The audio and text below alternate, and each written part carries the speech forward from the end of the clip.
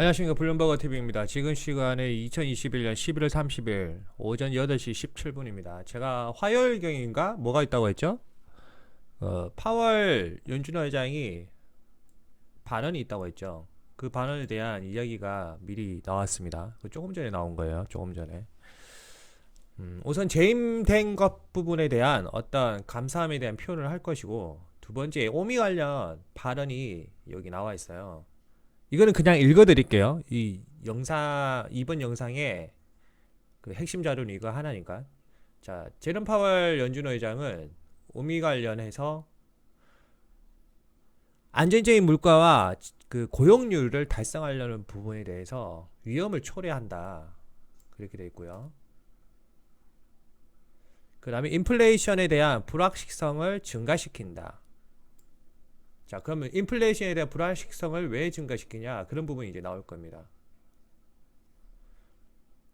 바이러스에 대한 우려는 사람이 일하고자 하는 의지를 감소시키고, 일을 안 하니까 공급망 혼란이 더 심화가 된다. 병목 현상이 더 심화가 된다.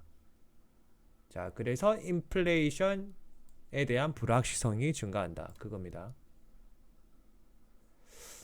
더 중요한 부분이 여기에 있네요.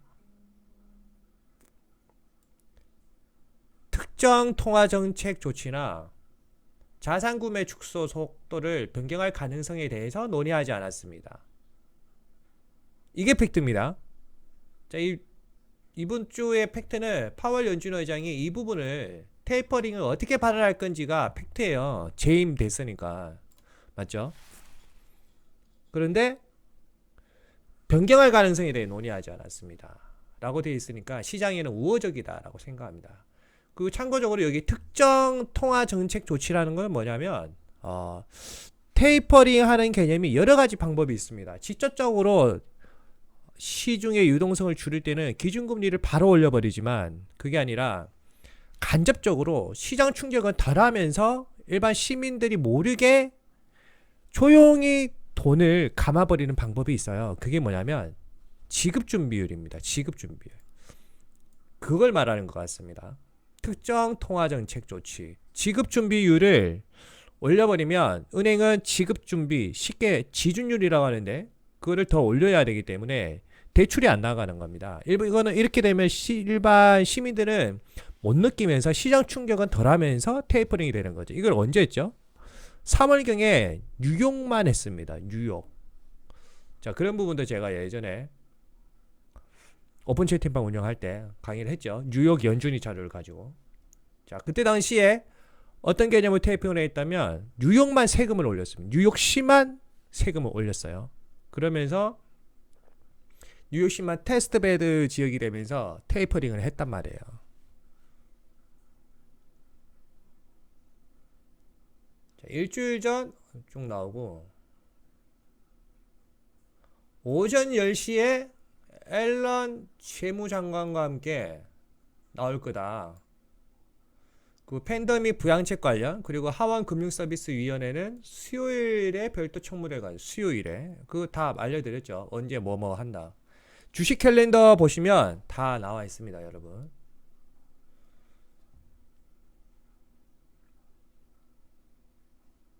자, 여기에 또 시장에 좋은 부분이 있네요. 그녀의 입장. 여기 그녀는 누구죠? 앨런입니다. 앨런은 준비된 발언에서, 공식적 발언이 아니에요. 준비된 발언, 예상 발언에서 그녀가 이 오미 관련 뉴스에 대한 입장을 나타냈는데, 현재로서는 우리의 회복력이 강력하다고 확신합니다. 이게 팩트입니다. 즉 주가는 최소 이번 주는 제가 생각할 때는 오르락 내리락 하지만 우상향, 즉 지지선 밑바닥 가격이 우상향하는 개념으로 올라갈 거라고 생각합니다. 한 방에 슈팅하고 그런 거는 쉽게 없어요. 그거는 사회지출 패키지나 어떤 프로그램이 통과가 되어야 그런 게 가능합니다. 자, 앨런 의원은 또한 상원의 바이든 지출 계약 법안인, 그러니까 사회지출 법안과 그 다음에 빌드백 배럴, 이걸 통과를 촉구했다, 이 말을 했죠. 그리고 부채 상한이 10일, 15일.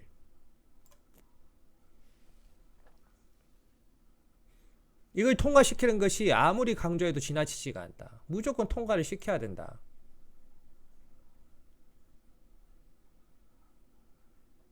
그러면서 세계보건기구는 오미크론 관련 새로운 급증을 부추길 수 있다고 경고했습니다. 자, 이 부분 제가 한번 설명해 드릴게요. 여러분은 의학 관련을 알아야 돼요. 당연히 저보다 더 똑똑하신 분도 많아요. 근데 제가 전문적인 뭐 의사급은 아니지만 기초 지식은 있어요. 인간의 면역력 관련, 인간의 체온과 면역력,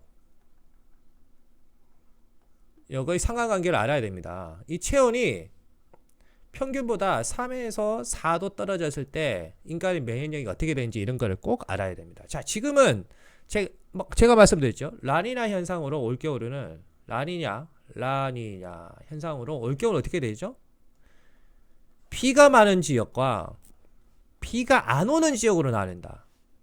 그리고 미국으로 따지면 로키 산맥이겠죠. 로키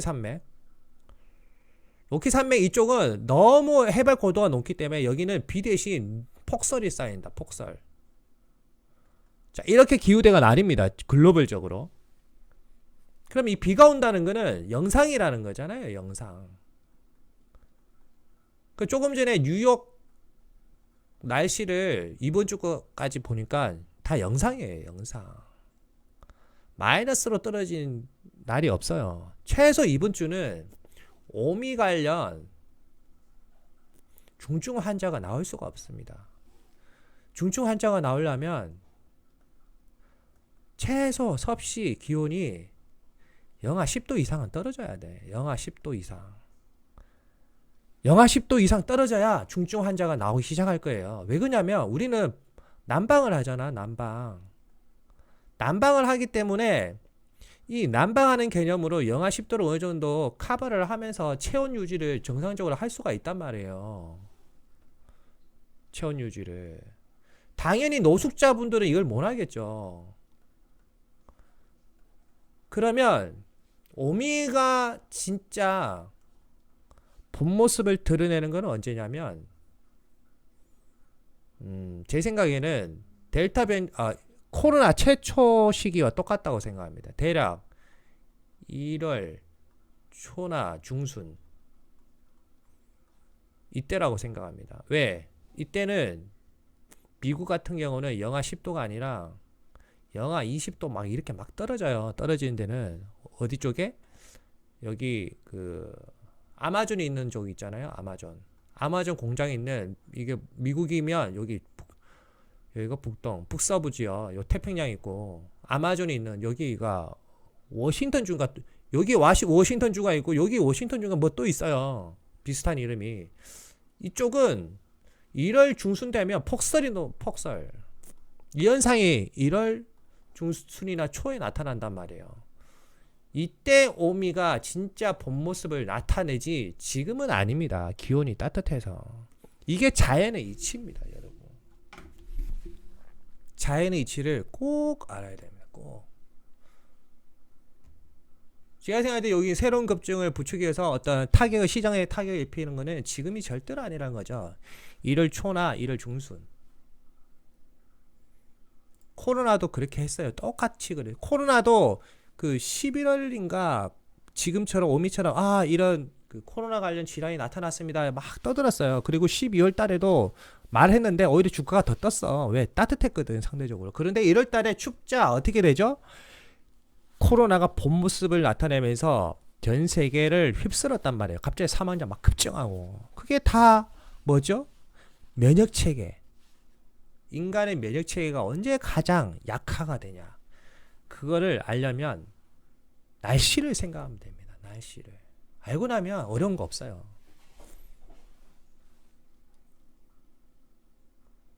자, 파월 연준의장은 연준을 포함한 대부분의 예측가들은 수요와 공급 불균형이 완화되면서 내년에 크게 하락할 것으로 예상해. 인플레이션이 내년에 크게 하락한다. 여기 보면. 맞죠?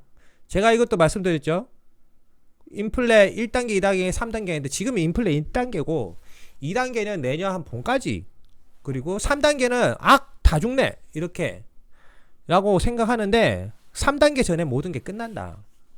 그래서 이거는 말 그대로 지금 현재는 부정적 인플레입니다. 쉽게 말하면 스태그 1단계, 2단계, 1단계고 이제 2단계 돌입하려는 단계고, 그 2단계는 진행은 되긴 되는데 언제까지? 내년 한 봄까지는 2단계가 가긴 갑니다. 근데 3단계 다 죽네. 이 3단계는 안 나옵니다. 그래서 스태그플레이션 어느 순간 사라지고 전 세계는 초호황에 갑자기 순간적으로 돌입을 합니다. 초호황. 그러면서 집값도 뛰고 주가도 폭등하고, 그때 진짜 버블이 일어납니다. 진짜. 그리고 뻥 터지는 거고요. 자, 연준관리들은 최근 몇 주 동안 중앙은행의 월별 자산 매입을 축소하는 속도를 높일 가능성이 있는 것에 대해 논의를 했다. 이는 물가 압력을 억제하기 위해 필요한 경우 내년보다 더 빨리 금리 인상할 수 있는 옵션을 제공한 것이다.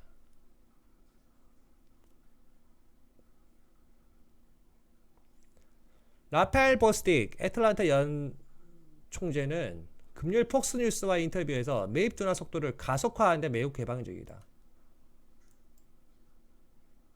자산 매입 둔화 속도를 가속화한다. 비둘기파적인 목소리를 내고 있는 샌프란시스코 연준 총재.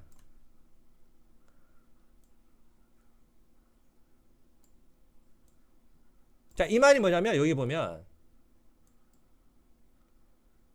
이 말이 뭐냐면, 여기 마지막 부분은 오미 관련 어떤 리스크가 없다면 테이퍼링은 본격적으로 할 거다.